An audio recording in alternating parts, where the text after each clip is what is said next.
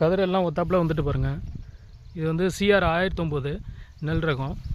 இது பூ பருவம் வந்தோடனே இந்த டைமில் வந்து நம்ம ஒரு ஸ்ப்ரே வந்து கொடுக்கணும். ஃபாயிலர் ஸ்ப்ரே வந்து கொடுக்கலாம். ஜிங்க்கும் போரானும் வந்து நம்ம கொடுக்கலாம். ஜிங்க்கு வந்து 10 ml டேங்குக்கு, போரான் வந்து 0.5 ml. பவுடராக கிடச்சதுன்னா நீங்கள் வந்து 5 கிராமு மேக்ஸிமம் சேருங்க.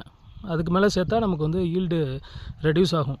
போரான் அதிகமாகவும் கொடுக்கக்கூடாது, போரான் பற்றாக்குறையாக இருந்தால் கூட பரவாயில்ல, ஆனால் அதிகமாக கொடுத்துடக்கூடாது. இதை நீங்கள் செஞ்சு பாருங்கள். நேற்று தான் ஸ்ப்ரே பண்ணேன்.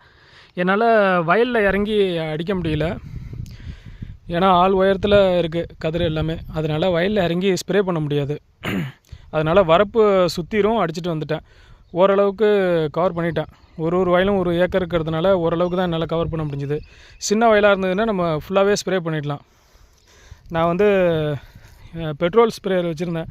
அதனால் இங்கேருந்து 20 அடிக்கு நம்மளால் ஸ்ப்ரே பண்ண முடியும். நார்மல் கை ஸ்ப்ரேயரால் நம்மளால் அடிக்க முடியாது.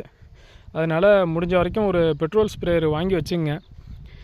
இது நம்ம இந்த டைமில் நம்ம வந்து இந்த கொடுத்தா நமக்கு பூ பருவத்தில் கொடுக்கும்போது நமக்கு நிறையா ஈல்டு வரும். நான் ட்ரை பண்ணியிருக்கேன், பார்ப்போம். ரிசல்ட் வந்தோன்னே சொல்கிறேன். தேங்க்யூ.